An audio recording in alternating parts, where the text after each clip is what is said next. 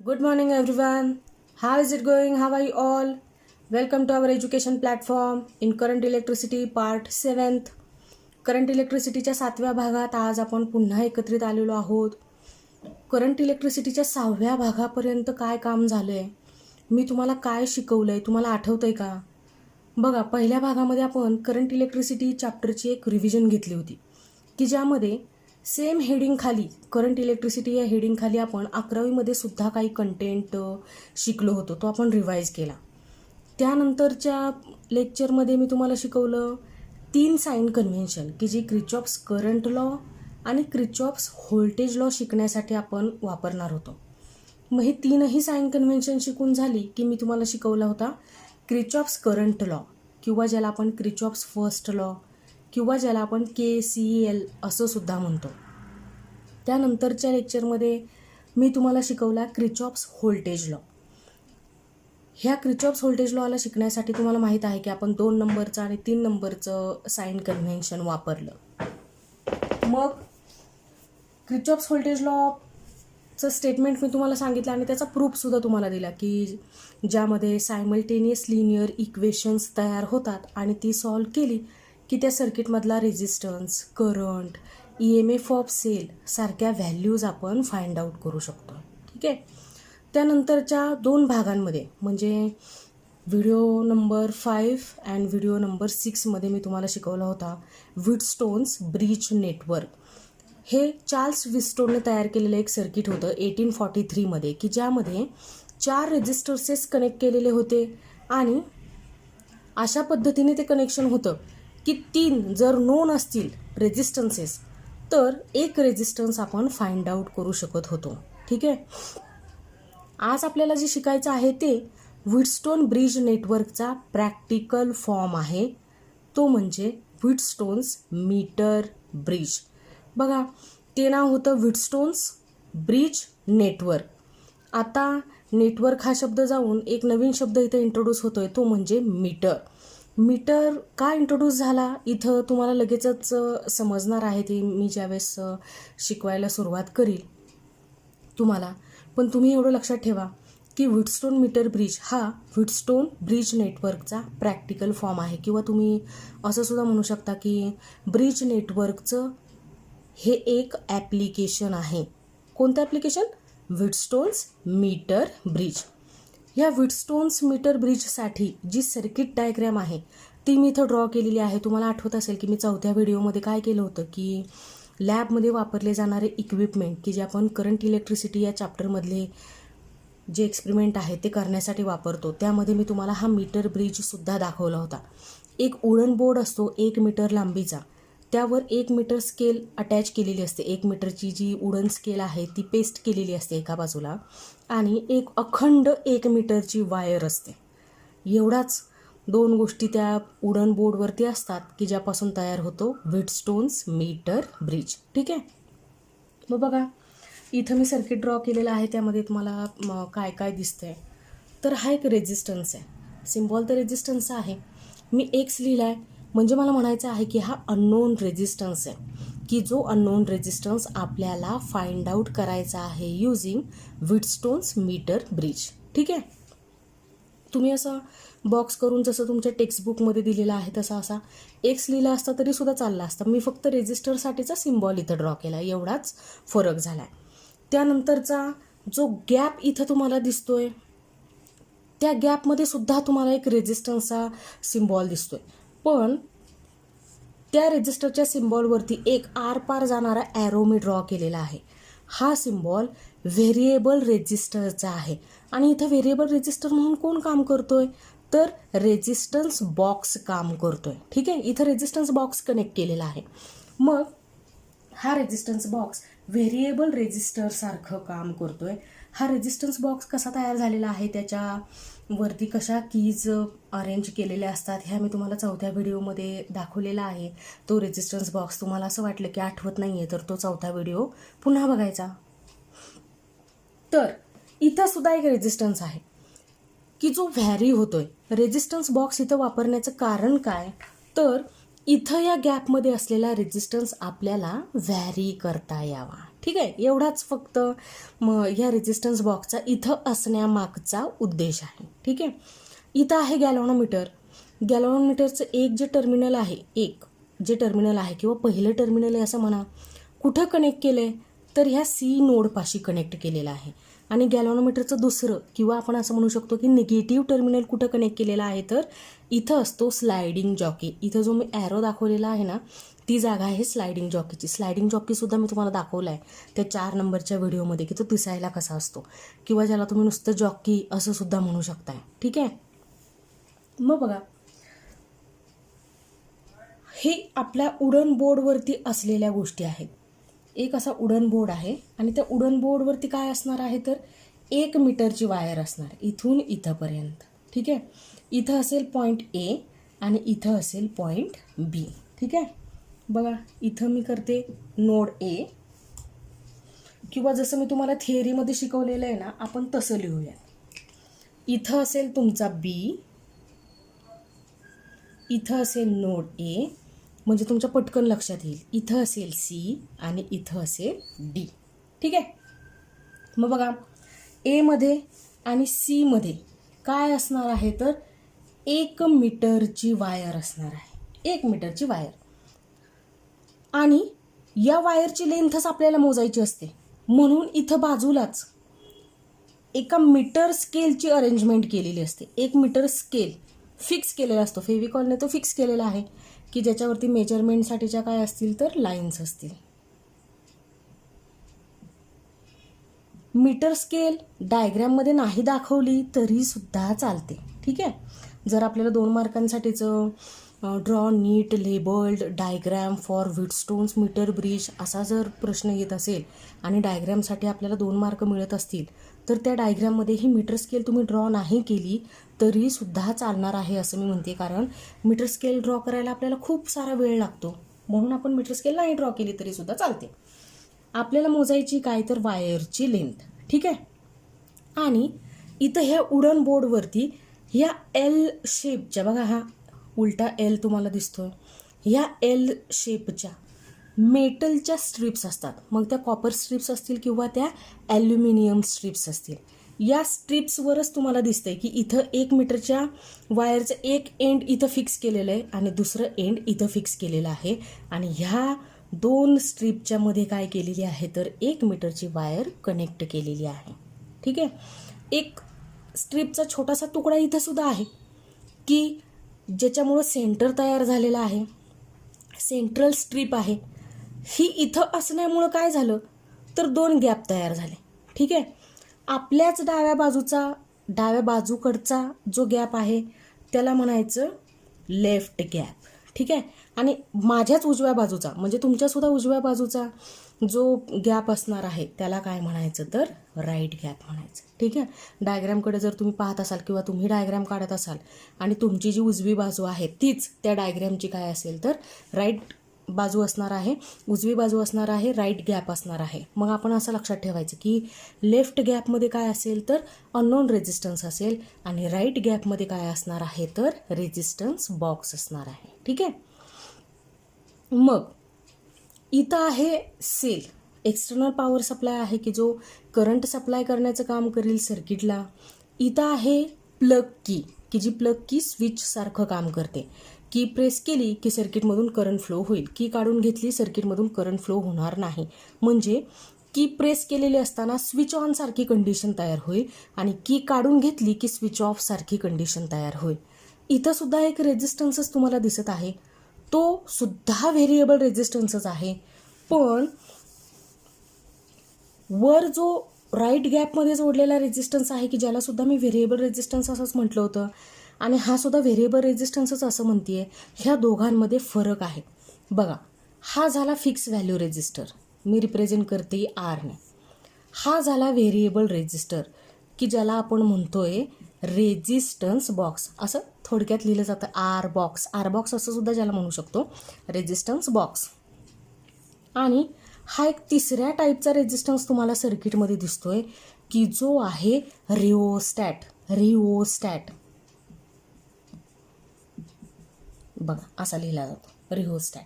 आणि शॉर्ट फॉर्ममध्ये तुम्हाला लिहायचा असेल तर तुम्ही नुसतं RH लिहायचं असं. मग RH म्हटलं की मला समजून जातं की तिथं सर्किटमध्ये काय आहे तर रिओस्टॅट आहे.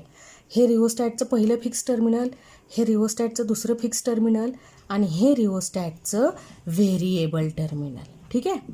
मग हा कोणत्या तत्वावरती काम करतो तर या रिओस्टॅटवर वाइंडिंग्ज असतात. त्या चौथ्या व्हिडिओमध्ये मी तुम्हाला दाखवला होता हा रिओस्टॅट, की एक POPचा मोल्ड असेल आणि त्याच्यावरती काय केलेलं असेल तर वायरचे वाइंडिंग्ज असतील. जसजशी वायरची लेंथ वाढत जाते तसतसा रेझिस्टन्ससुद्धा काय होतो वाढतो. या तत्वावरती काय करतोय तर हा रिओस्टॅट काम करतो की लेंथ वाढली वायरची, हे जे वाइंडिंग्ज आहेत लेंथ वाढली की त्या लेंथबरोबर काय होईल तर रेझिस्टन्ससुद्धा वाढेल. म्हणजे याचा अर्थ असा, हा रिओस्टॅट सर्किटमध्ये रेझिस्टन्स व्हॅरी करण्यासाठी वापरला जातो. मग हा रेझिस्टन्स बॉक्ससुद्धा रेझिस्टन्स व्हॅरी करण्यासाठी वापरला जातो. Then what is difference between resistance box and rheostat? फरक काय असेल दोघांमध्ये तर रेझिस्टन्स बॉक्स यूज करून व्हॅरी केलेला रेझिस्टन्स आपल्याला समजतो की आता तो 100 ओहम होता, नंतर तो 120 ओहम झाला, त्यानंतर तो 140 ओहम झाला. पण रिओस्टॅटने व्हॅरी केलेला रेझिस्टन्स आपल्याला समजत नाही. म्हणजे त्याच्यामध्ये रेझिस्टन्स व्हॅरी केल्यानंतरच्या मेजरमेंटची काही सोय नाही आहे. ठीक आहे. म्हणजे रेझिस्टन्स बॉक्सला 2 टर्मिनल असतील आणि रिओस्टॅटला मात्र 3 टर्मिनल असतील. ही 2 फिक्स टर्मिनल आहेत आणि हे काय आहे तर व्हेरिएबल टर्मिनल आहे. राहील लक्षात की रिओस्टॅट आपला इथं जोडलेला आहे की जो सेल बरोबर की बरोबर कसा आहे सिरीजमध्ये आहे. ठीक आहे. इथं आपली A आणि C मध्ये काय आहे 1 मीटर वायर आहे. इथं आपला आहे जंक्शन B आणि इथं काय आहे D. आता बघा मी तुम्हाला दाखवते की हे जे सर्किट आहे आणि आपला जो व्हीटस्टोन ब्रिज नेटवर्क होता, हे जे सर्किट आहे ही दोन्ही सर्किट्स कशी आहेत तर सेम आहेत. बघा मी इथं ब्रिज ड्रॉ करते. ब्रिज लक्षात ठेवणं सोपं आहे ना. हा असा मध्ये गॅल्व्हनोमीटर. आपण हा ब्रिज शिकत असताना मी म्हटलं होतं की आपण ह्याला ए जंक्शन म्हणूयात, की जसं मी आता इथं बदल केला की इथं सुद्धा आपण ए म्हणूयात, म्हणजे तुमच्या पटपट लक्षात येईल ते. इथं जंक्शन B झालं, इथं C झालं आणि इथं झाला D. ठीक आहे. आता बघा A आणि B मध्ये एक रेझिस्टन्स तुम्हाला इथं दिसतोय. इथं दिसतोय का बघा, A आणि B मध्ये एक रेझिस्टन्स दिसतोय का तुम्हाला? हो दिसतोय, अननोन रेझिस्टन्स दिसतोय. B आणि C मध्ये एक रेझिस्टन्स दिसतोय का? B आणि C मध्ये एक रेझिस्टन्स दिसतोय. ठीक आहे.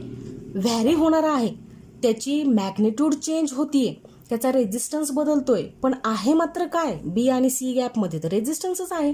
ठीक आहे. राईट गॅपमध्ये तर रेझिस्टन्स जोडलेला आहे आपण.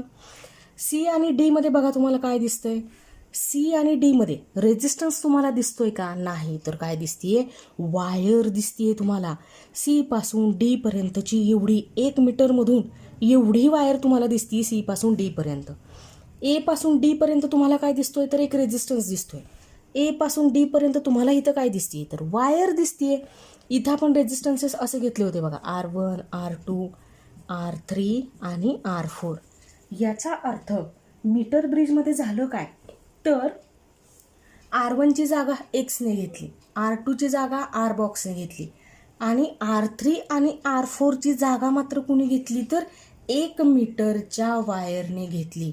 म्हणजे व्हीटस्टोन मीटर ब्रिजमध्ये resistance R3 and R4 replaced by 1 metre wire. AC ही काय आहे तर 1 मीटरची वायर आहे. म्हणजे व्हीटस्टोन मीटर ब्रिजमध्ये की जे प्रॅक्टिकल ॲप्लिकेशन आहे कोणाचं तर ब्रिज नेटवर्कचं, व्हीटस्टोनच्या ब्रिज नेटवर्कचं, त्यामध्ये R3 आणि R4 होते की ज्यांची जागा 1 मीटर इतक्या वायरने घेतली. म्हणूनच याचं नाव काय आहे तर व्हीटस्टोन मीटर ब्रिज. कळलं तुम्हाला? A आणि C मध्ये इथं आपण सेल कनेक्ट करत होतो, इथं होती की. इथं सुद्धा A आणि C मध्ये तुम्हाला काय दिसतंय तर सेल आणि की दिसतीये. बरोबर आहे. B आणि D मध्ये तुम्हाला काय दिसत होता गॅल्व्हनोमीटर. इथं सुद्धा तुम्हाला B आणि D मध्ये काय दिसतोय तर गॅल्व्हनोमीटर दिसतोय. फरक फक्त एवढा आहे की इथं B आणि D जंक्शन हा फिक्स्ड होता आणि इथं D मात्र तुम्हाला काय करावा लागतो, फाइंड आउट करावा लागतो की ज्या D पॉईंटपाशी सर्किट काय होईल बॅलन्स्ड होईल. जसं ह्या ब्रिज नेटवर्कची रिक्वायरमेंट होती की आपल्याला R1/R2 इक्वल टू R3/R4 ही कंडिशन सॅटिस्फाय करावी लागत होती. सेम तशीच गोष्ट आपल्याला इथं सुद्धा करावी लागणार आहे की हे सर्किटसुद्धा आपल्याला काय करावं लागणार आहे, बॅलन्स करावं लागणार आहे. आपल्याला हीच कंडिशन इथं काय करायची आहे, अप्लाय करायची आहे. कळतंय तुम्हाला?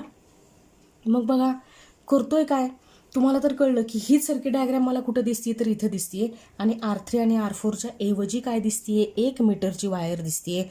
म्हणून ह्या सर्किटला आपण काय म्हणतोय, व्हीटस्टोन्स मीटर ब्रिज म्हणतोय. आता प्रत्यक्षात हा मीटर ब्रिज म्हणजे काय आहे, तर एक एक्सपेरिमेंटल सेटच आहे. आपल्याला एक्सपेरिमेंट करायचा आहे, आपल्याला रिडिंग्स घ्यायचे आहेत. आणि ज्याचा वापर कशासाठी होणार आहे, तर अननोन रेझिस्टन्स फाइंड आउट करण्यासाठी, की जो अननोन रेझिस्टन्स तुम्ही कुठं कनेक्ट केलेला आहे, तर लेफ्ट गॅपमध्ये कनेक्ट केलेला आहे. कळतंय का तुम्हाला? म्हणजे हे सगळं आपण कशासाठी करतोय, तर इथं लेफ्ट गॅपमध्ये कनेक्ट केलेला जो रेझिस्टन्स आहे, की जो आपल्याला अननोन आहे, आपल्याला त्याची व्हॅल्यू माहीत नाही, ती व्हॅल्यू आपल्याला काय करायची आहे, फाइंड आउट करायची आहे. ठीक आहे, आलंय लक्षात तुमच्या? करायचं आहे काय आपल्याला, तर आता काम सुरू करत असताना किंवा एक्सपेरिमेंटला सुरुवात करत असताना काय करायचं, तर रेझिस्टन्स बॉक्समधून एक रेझिस्टन्स काढून घ्यायचा. सपोज आपण काढला 50 ओहम. 50 ओहम काढला मी या अर्थाने म्हणते की तुम्हाला माहीत आहे की जर आपण काढून घेतली त्या रेझिस्टन्स बॉक्समधून 50 ओहमची, तर त्याचा अर्थ असा असतो 50 ओहम रेझिस्टन्स सर्किटमध्ये काय झाला आहे, सिलेक्ट झाला आहे. बरोबर आहे ना? म्हणून मी असं म्हणते की काढलाय म्हणजे तो 50 ओहम रेझिस्टन्स सर्किटमध्ये सिलेक्ट झाला आहे. मग आता करायचं काय, तर इथं एक पेनसारखं असणारं डिव्हाइस असतं की ज्याला स्लायडिंग जॉकी असं आपण म्हणतो.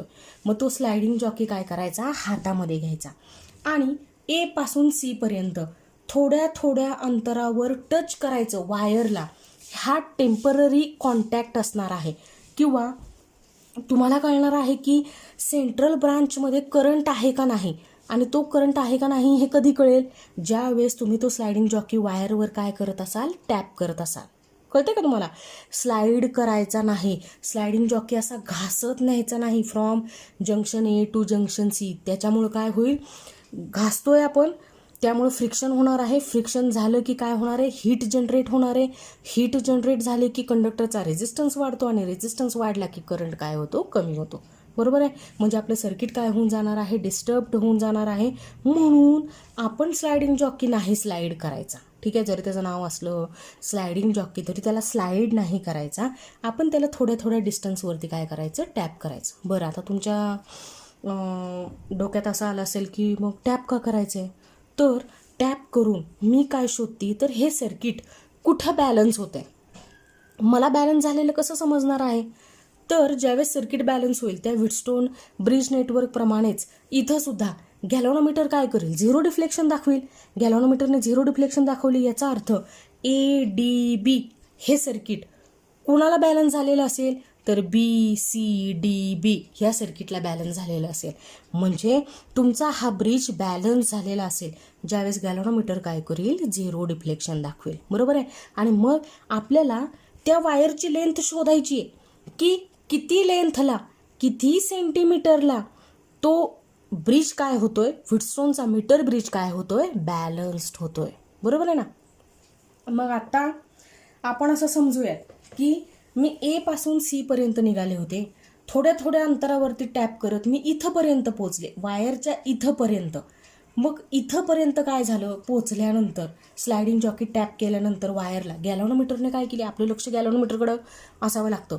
गॅल्व्हनोमीटरने काय केली, तर नल डिफ्लेक्शन दाखवली. मग नल डिफ्लेक्शन दाखवली की मला करायचं काय आता, तर ए पासून डी पर्यंतची वायरची लेंथ मोजायची आणि डी पासून सी पर्यंतची वायरची लेंथ मोजायची. मुळात वायर किती सेंटीमीटर आहे, 1 मीटर म्हणजे 100 सेंटीमीटर आहे. बरोबर आहे? मग इथं आले सपोज 30 सेंटीमीटर, तर उरलेली वायर मोजण्याची तुम्हाला गरजच नाही. 100 सेंटीमीटरची वायर होती, त्यातून ए पासून डी पर्यंतचं डिस्टन्स झालं 30 सेंटीमीटर. मग उरले किती, तर 70 सेंटीमीटर. म्हणजे DC वायरची लेंथ किती असणार आहे, 70 सेंटीमीटर.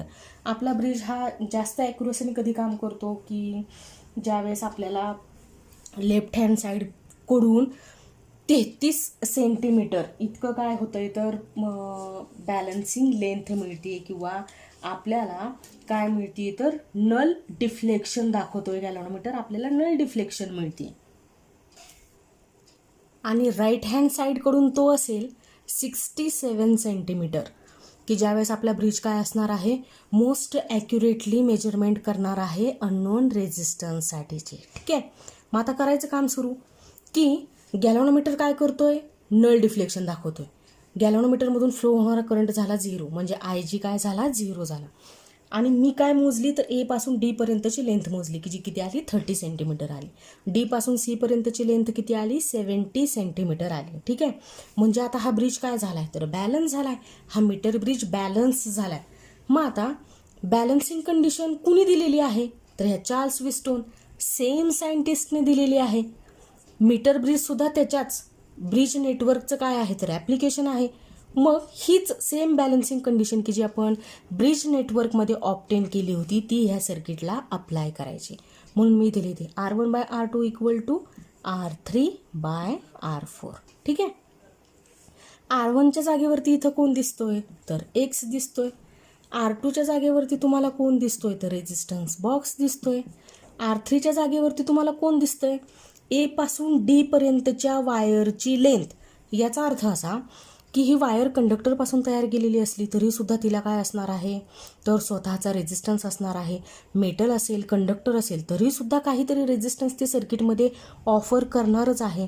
आणि ही जी प्लेस आहे R3 ती रेझिस्टन्सची जागा आहे. रेझिस्टन्स आपल्याला तिथं लिहायचं आहे. म्हणजे मी असं लिहून ठेवील इथं की resistance of wire A D, A पासून डी पर्यंतच्या वायरची जेवढी काही लेंथ आहे ए पासून डी पर्यंतची, एवढ्या लेंथ असलेल्या वायरचा तो काय आहे रेझिस्टन्स आहे. मग मी असं लिहिते RAD. ठीक आहे.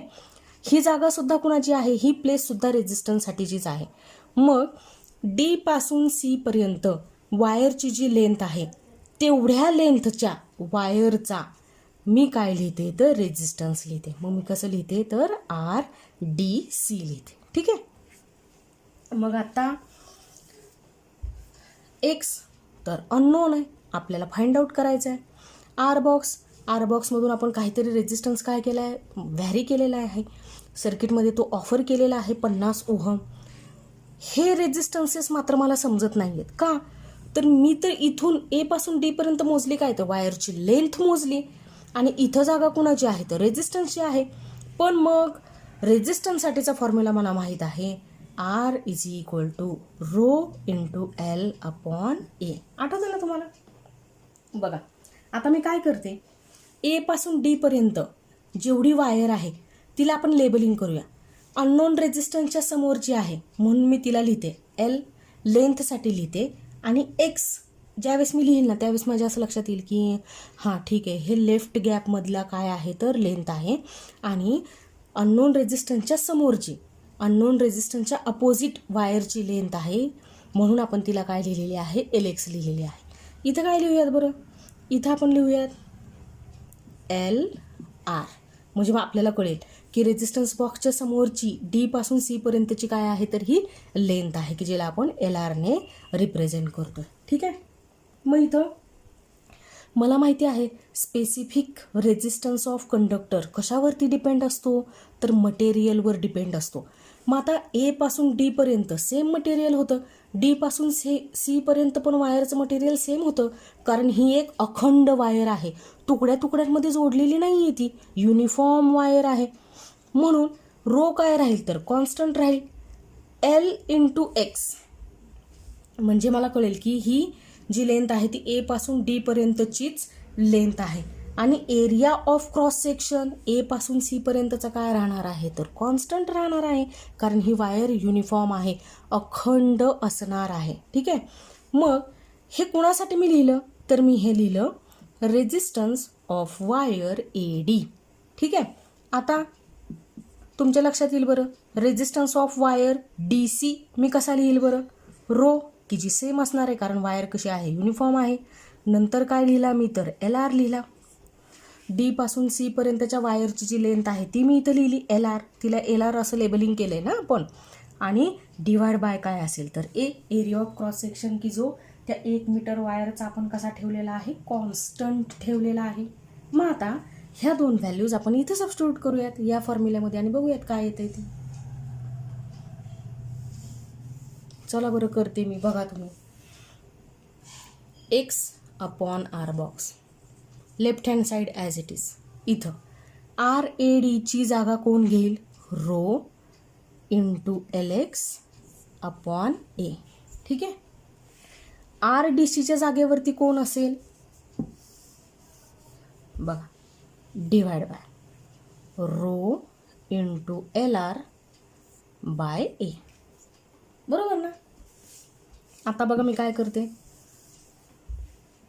X upon R box equal to rho L X into नाही लिहिलं directly, rho into L X लिहिलं तरी सुद्धा चालतं, डिवाइड बाय ए. हे मल्टिप्लाय केलं तर असं येईल ना, A divide by rho into L R. हो की नाही? ए कॅन्सल आउट होईल, रो कॅन्सल आउट होईल. शिल्लक काय राहील? X upon R box equal to L X upon L R. ठीक आहे. मग आपल्याला काय फाइंड आउट करायचं आहे? तर आर बॉक्स फाइंड आउट करायचा आहे. आर बॉक्स 50 ओम आपल्याला माहिती आहे. आपल्याला काय फाइंड आउट करायचं? आपल्याला एक्स फाइंड आउट करायचा आहे. मग हाच फॉर्म्युला मी एक्ससाठी कसा करील? तर मी आर बॉक्स राईट हँड साईडला घेऊन जाईल आणि फॉर्म्युला असा तयार होईल. एक्स बघा, जो अननोन आहे, आपल्याला माहीत नाही, आणि रेझिस्टन्स बॉक्समधून तर 50 ओहम की जो रेझिस्टन्स मला सिलेक्ट करताय तुम्हाला दिसतो. मी किती ओहम रेझिस्टन्स व्हॅरी करते सर्किटमधून, तो की जो आपण 50 ओहम काढून घेतलेला आहे किंवा सर्किटमध्ये सिलेक्ट केलेला आहे, तो इकडं घेऊन जायचा आर बॉक्स. मी आर बॉक्स असं का लिहिते माहिती आहे का फॉर्म्युल्यामध्ये? की एखाद्या वेळेस जर आपल्याला विसरायला झालं की इथं राईट गॅपमध्ये काय होतं, तर आर बॉक्स या शब्दावरून मला आठवतं की इथं काय आहे, तर रेझिस्टन्स बॉक्स आहे. ठीक आहे. दुसरा काही हेतू नाही. तुम्ही नुसता कॅपिटल आर लिहिला असता तरी सुद्धा चाललं असतं. Into L X upon L R. बघा बरं आता होईल काय सिच्युएशन? आपल्याला तर फॉर्म्युला मिळाला. मीटर ब्रिज ज्यावेळेस आपण वापरतोय आणि काय करतोय, तर अननोन रेझिस्टन्स फाइंड आउट करतोय. तर एक्स हा अननोन रेझिस्टन्स कुठं असेल, तर लेफ्ट हँड साईडच्या गॅपमध्ये असेल, लेफ्ट गॅपमध्ये असेल. आर बॉक्स की जो 50 ओहम काय आहे, तर आपल्याला माहीत आहे. ठीक आहे. 50 ओहम हा रेझिस्टन्स आपण सिलेक्ट केला होता रेझिस्टन्स बॉक्सच्या through, multiplied by L x तुम्ही मोजलेली आहे. तुम्ही म्हणताय की 30 सेंटीमीटर आहे, डिवाइड बाय उरलेली एल आर किती आहे, तर 70 सेंटीमीटर आहे.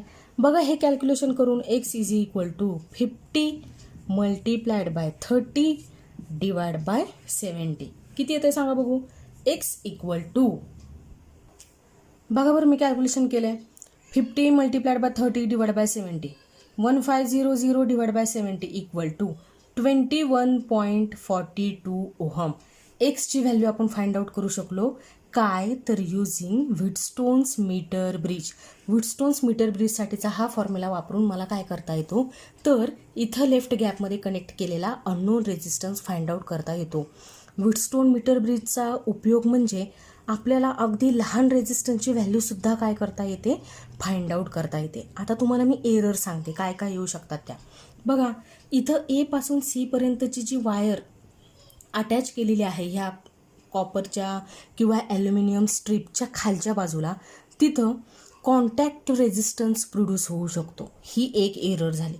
दुसरं काय होऊ शकतं, तर या वायरचा जो एरिया आहे तो युनिफॉर्म नसतो काही वेळेस. मग जर एरिया युनिफॉर्म नसेल तर R directly proportional to L आणि R inversely proportional to area, हे जे आपण म्हणतोय ते काही त्या वायरला लागू होत नाही आणि आपल्या एक्सपेरिमेंटवर त्याचा इफेक्ट होतो. ठीक आहे.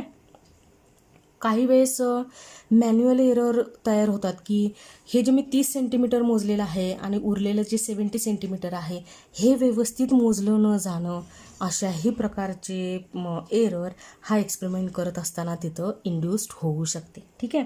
मग आपण करायचं काय, तर ही आरची व्हॅल्यू रेझिस्टन्स बॉक्समधून रेझिस्टन्स असा ॲडजस्ट करायचा, अशी व्हॅल्यू सिलेक्ट करायची त्या रेझिस्टन्सची की ज्यामुळं ही जी लेंथ आहे लेफ्ट हँड साईडची 33 सेंटीमीटरच्या आसपास येईल आणि राईट हँड साईडची 67 सेंटीमीटरच्या आसपास येईल. अशा प्रकारची अरेंजमेंट आपण करायची. आणि पुन्हा आपण असंही करू शकतो की हा रेझिस्टन्स बॉक्स इथून काढायचा आणि लेफ्ट गॅपमध्ये कनेक्ट करायचा आणि लेफ्ट गॅपमध्ये असलेला हा अननोन रेझिस्टन्स काढायचा आणि राईट गॅपमध्ये कनेक्ट करायचा. असं ज्यावेळेस आपण करतोय त्यावेळेस ज्या काही एरर्स येत आहेत त्या काय केल्या जातील तर मिनिमाइज केल्या जातील आणि आपल्याला मॅक्झिमम ॲक्युरसीने काय करता येईल तर हा जो अननोन रेझिस्टन्स आहे त्याची व्हॅल्यू फाइंड आउट करता येईल. ठीक आहे. अजून तुम्हाला मी हा फॉर्म्युलासुद्धा अजून कसा मॉडिफाय करता येईल ते सांगते की बऱ्याचशा वेळेस एक्झाम्पलमध्ये आपल्याला LX दिलेला असतो आणि LR दिलेला नाही. तर LX दिलेला असताना LR फाइंड आउट करणं फार मोठी गोष्ट नाही आहे. तुम्हाला मी म्हटलं की 100 सेंटीमीटरच्या वायरमधून 30 सेंटीमीटर आपल्याला गिव्हन आहेत. तर LR फाइंड आउट करणं आपल्यासाठी सोपं आहे ना. 100 सेंटीमीटर मायनस 30 सेंटीमीटर उरलेला 70 सेंटीमीटर काय असेल LR असेल. मग हाच फॉर्म्युल्यामध्ये मी कसा चेंज करू शकते तर X equal to R box into इथं असेल LX की जे आपल्याला नोन आहे आणि डिवाइड बाय LR म्हणजेच काय असणार आहे तर 100 मायनस LX. म्हणजे हा सुद्धा फॉर्म्युला तुम्ही काय करू शकता लक्षात ठेवू शकता विटस्टोन्स मीटर ब्रिजसाठी. आले लक्षात? सोपं होतं ना. आणि हा फॉर्म्युला जर तुम्हाला अवघड वाटत असेल ना तर तुम्ही मग आपण जसं तो विटस्टोन ब्रिज नेटवर्क शिकलो होतो ना तसाच फॉर्म्युला लक्षात ठेवा. तो असा होता R1 bye R2 equal to R3 bye R4 आणि याचा आपण असा लक्षात ठेवूयात X अपॉन R किंवा R box equal to LX upon LR. ठीक आहे. याच्यावरून हा लक्षात ठेवणं तुम्हाला सोपं जाईल की जी या सर्किटसाठी जी काय असणार आहे तर बॅलन्सिंग कंडिशन असणार आहे. बरोबर. मी अशी अपेक्षा करते की मी जेवढं काय शिकवलेलं आहे तुम्हाला समजलेलं असणार आहे. नाही समजलं तर व्हिडिओ पुन्हा बघायचा. काही अडचण असेल तर मला ग्रुपवरती तसं विचारायचं. ठीक आहे. आता भेटूयात आपल्या पुढच्या व्हिडिओमध्ये. तोपर्यंत घरातच राहा, सुरक्षित राहा. Take care. थँक्यू. बाय.